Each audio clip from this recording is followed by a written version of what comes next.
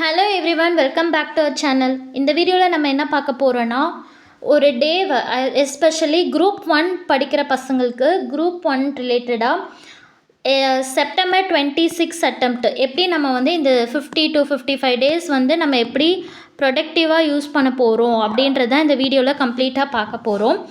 First என்ன அப்படின்னா, again நான் சொல்லிடுறேன், இது வந்து ஒன்லி குரூப் 1 போகிற பசங்களுக்கு இது ஹெல்ப்ஃபுல்லாக இருக்கும். ஈவன் போத் குரூப்ஸ் போகிறீங்க அப்படின்னா நீங்கள் அதுக்கேற்ற மாதிரி டைமிங் உங்களுக்கு ஏற்ற மாதிரி அலோகேட் பண்ணிக்கிற மாதிரி இருக்கும். அண்ட் நெக்ஸ்ட்டு திங் என்ன அப்படின்னா, ஃபுல் டே வந்து படிக்கிறதுக்காக இருப்பாங்க இல்லையா, அவங்களுக்கு இது செட் ஆகும். இன்கேஸ் நீங்கள் part time or full time work போகிறீங்க அப்படின்னா, ஈவன் பார்ட் டைம் கூட மேனேஜ் பண்ண முடியும். பட் ஃபுல் டைம் ஒர்க் போயிட்டே படிக்கிறவங்களுக்கு நான் செப்பரேட்டாக வீடியோ போடுறேன், அவங்க எப்படி இதுக்கு ப்ரிப்பேர் பண்ணணும்னு.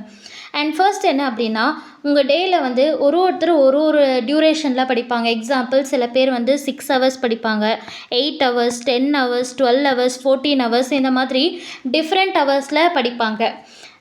இப்போ நான் இதில் வந்து ஒரு எக்ஸாம்பிள் 10 hours படிக்கிற ஸ்டூடெண்ட் ஒருத்தர் நான் எடுத்துக்கிறேன், ஓகேவா?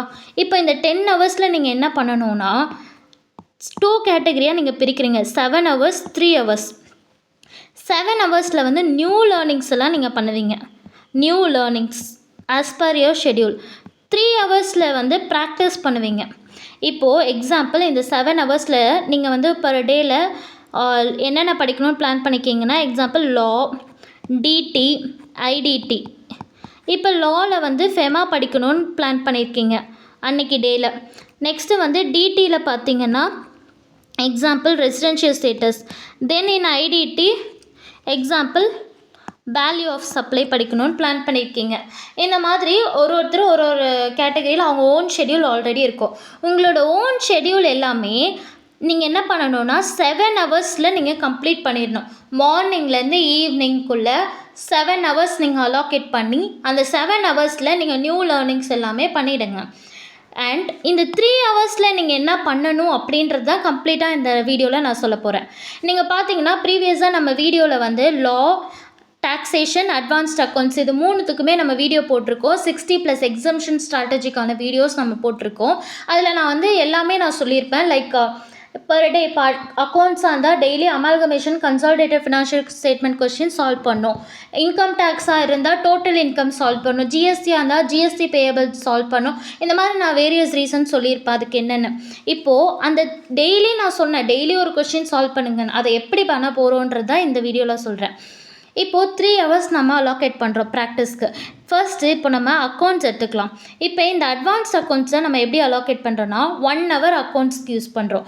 அந்த 1 hourல் அமால்கமேஷனும் கன்சாலிடேட்டட் ஃபினான்ஷியல் ஸ்டேட்மெண்ட்டும் கண்டிப்பாக படிக்கணுன்றதை நான் சொல்லியிருக்கேன். இப்போது 30 minutes, ஒரு 30 minutes எடுத்து அமால்கமேஷனில் ஒரே ஒரு கொஷின் மட்டும் சால்வ் பண்ணி பாருங்கள். சேம் கன்சோ எஃபர்ஸ்ட்லையும் ஒரே ஒரு கொஷின் மட்டும் 30 minutesக்கு டைமர் செட் பண்ணி நீங்கள் சால்வ் பண்ணுங்கள். பிகாஸ் இது கன்ஃபார்மாக 28 marks உங்களுக்கு கேரண்டீடாக கொஷின் பேப்பரில் வரப்போகிற கொஸ்டின்ஸ். அதை நம்ம 1 by 1 டே டு டேலேருந்தே ப்ராக்டிஸ் பண்ண போகிறோம். நெக்ஸ்ட்டு லா வரும்போது அதே மாதிரி 1 hour ரைட்டிங் ப்ராக்டிஸ் பண்ண போகிறோம். எக்ஸாம்பிள், அன்றைக்கி டேயில் வந்து நீங்கள் என்ன பிளான் பண்ணிங்கன்னா, ஃபெமா படிக்கணும்னு பிளான் பண்ணியிருக்கீங்க. ஃபெமா கம்ப்ளீட் பண்ணுறீங்கன்னு வச்சுக்கோங்க.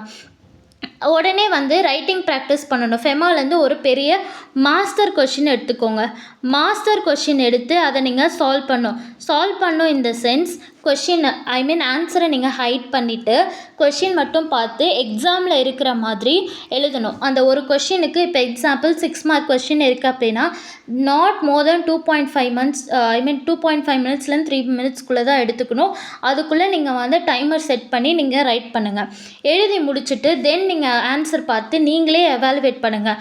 அதில் இருக்க ப்ரொவிஷன் தான் நம்ம எழுதியிருக்கோமா, அதில் இருக்க கீ பாயிண்ட்ஸ் நம்ம இங்கே எழுதியிருக்கோமா, எது நம்ம கீ பாயிண்ட்ஸ் இதில் மிஸ் ஆகுதா, அப்படி ஆகுதுன்னா என்ன நம்ம மிஸ்டேக் பண்ணிக்கோன்னு அன்றைக்கி டேலே அதை நோட் பண்ணி வச்சுக்கோங்க.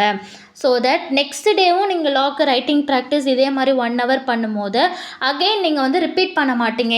நம்ம இங்கே தான் நம்ம பண்ணிட்டோம், ப்ரொவிஷனை கம்மியாக எழுதிட்டோம், அப்போ நம்ம நெக்ஸ்ட் டைம் நம்ம அதை பண்ணக்கூடாதுன்னு உங்களுக்கு ஆட்டோமேட்டிக்காக வந்து உங்களுக்கு அது ப்ராக்டிஸ் ஆகும். நெக்ஸ்ட் என்னென்னா 0.5 hours, அதாவது 30 minutes வந்து டிடியில் நான் சொன்னாலே டோட்டல் இன்கம் கொஷினை வந்து ப்ராக்டிஸ் பண்ணணும்னு சொல்லிட்டு. இப்போ டோட்டல் இன்கம் கொஷின் ப்ராக்டிஸ் பண்ணுறதுக்கு தயவு செஞ்சு லேசினஸ் மட்டும் வச்சுக்காதீங்க. பிகாஸ் அது என்ன தான் நீங்கள் வந்து இன்கம் டேக்ஸ் சப்ஜெக்ட்டு எல்லா சாப்டருமே படித்தாலும் டோட்டல் இன்கம் வந்து உங்களுக்கு ஒரு ரிவிஷன் மாதிரி தான் அந்த கொஸ்டினே. பிகாஸ் அதில் வந்து எல்லா ஹெட்ஸ் ஆஃப் இன்கமும் உங்களுக்கு இருக்கும். லைக் பிஜிபிபி இருக்கும், சேலரிஸ் இருக்கும், கேபிட்டல் கெயின், ஐஎஃப்ஓஎஸ், தென் டிடக்ஷன்ஸ்லேருந்து இருக்கும், TDS TCS sometimes 1 or 2 adjustments இருக்கும். நீங்கள் டெய்லி பேசிஸில் ஒரு கொஷின் எடுத்து நீங்கள் சால்வ் பண்ணும்போது நீங்கள் பார்த்தே கூட டோட்டல் இன்கம் கொஷின் சால்வ் பண்ணுங்கள். கொஷின் ஆன்சர் பார்த்தே சால்வ் பண்ணுங்கள். பட் நீங்கள் எழுதணும். ஒரு கொஷின் எக்ஸாமில் எழுதுமா step by step net profit as per P&L account, add expenses debited but not allowed, அது கீழே என்னென்னலாம் ஆட் பேக் பண்ணும் அப்படி சொல்லி ஒன்று அந்த அட்ஜஸ்ட்மெண்ட்டை பார்த்தே கூட எழுதுங்க. அப்படி அந்த அட்ஜஸ்ட்மெண்ட்டை நீங்கள் பார்த்து எழுதும் போது ஆட்டோமேட்டிக்காக உங்களுக்கு ப்ரொவிஷன்ஸ் ரீகால் ஆகும். எது எங்கே போடணும், எந்த அட்ஜஸ்ட்மெண்ட் வந்தால் எப்படி நம்ம ஒர்க்கிங் நோட்ஸில் கொடுக்கணுன்ற கிளாரிட்டி உங்களுக்கு கிடைக்கும். சேம் திங் ஐடிடிக்கும் அதே தான் பண்ணணும். கம்ப்யூட்டேஷன் ஆஃப் ஜிஎஸ்டி பேயபிள் ஒரு 30 minutes எடுத்து ஒரே ஒரு கொஷின், அந்த ஒரு கொஷின் எடுத்து சால்வ் பண்ணுங்கள். பிகாஸ் இப்போ நீங்கள் ஜிஎஸ்டி பேயபிள் கொஷின் சால்வ் பண்ணும் போது லிட்ரலி நீங்கள் அதில் exemption, then what else, place of supply, ITC, RCM provisions, இது எல்லாமே உங்களுக்கு ரிவிஷன் ஆகும். பிகாஸ் அந்த கம்பல்சரி கொஷினில் உங்களுக்கு இதுதான் இருக்க போகுது. அதனால தான் சொல்கிறேன். இப்போது இந்த 28 marks உங்களுக்கு எக்ஸாமில் எப்படி அக்கௌண்ட்ஸு கம்பல்சரியோ இந்த டோட்டல் இன்கம் வந்து 14 marks கம்பல்சரி இருக்க போகுது.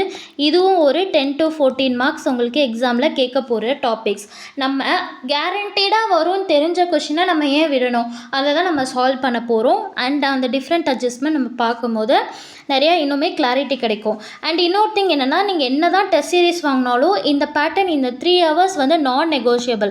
ஏன்னா எண்ட் ஆஃப் த டே நீங்கள் ஈவினிங்க்கு மேலே நான் அந்த டேயில் நம்ம ஆல்ரெடி ஒரு 7 hours படிச்சிருக்கோம். நான் சொல்கிறது எக்ஸாம்பிள் 10 hours ஒரு நாளைக்கு படிக்கிறவங்களுக்கு, இப்போ 8 hours ஒரு நாளைக்கு படிக்கிறவங்க அப்படின்னா அதே மாதிரி நீங்களும் வந்து உங்களுக்கு ஏற்ற மாதிரி 5 hours வந்து நீங்கள் அந்த டேவோட உங்களோட ஓன் ஷெட்யூலை ஃபாலோ பண்ணுங்கள். 3 hours வந்து கம்ப்ளீட்டாக அதை ரிவிஷன் பண்ணுங்கள். ஸோ தட் நீங்கள் எல்லா சப்ஜெக்ட்டுமே வந்து அன்றைக்கி டேயில் டச்சில் வச்சுட்டே இருக்க மாதிரி இருக்கும். அட்லீஸ்ட் ஒரு கொஷின் ஆச்சும் நீங்கள் எடுத்து சால்வ் பண்ணலாம். இப்போது எக்ஸாம்பிள் நான் என்ன சொல்கிறேன்னா, நீங்கள் அமால்கமேஷன் இருக்கு இல்லையா, நான் டெய்லி ஒன்று சால்வ் பண்ண சொல்கிறேன்.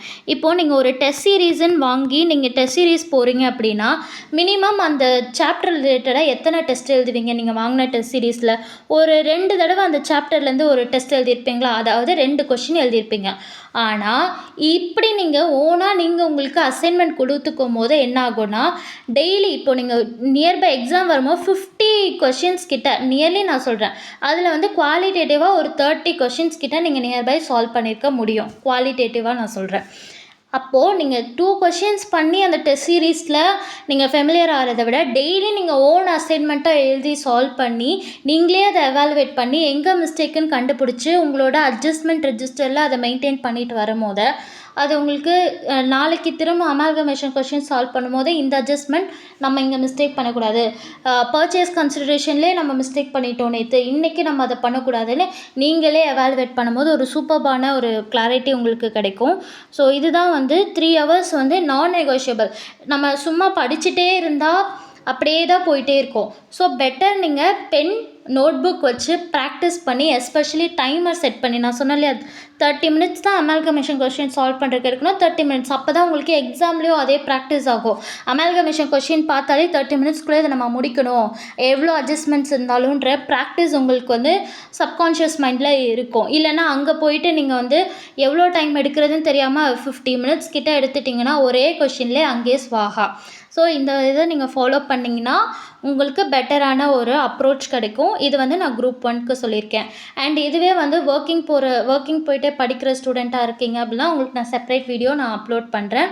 அண்ட் இதே மாதிரி குரூப் 2க்கு ஸ்ட்ராட்டஜி வீடியோ வேணும் அப்படின்னா யூ கேன் கமெண்ட், நான் அப்டேட் பண்ண ட்ரை பண்ணுறேன். Thank you. With this signing off your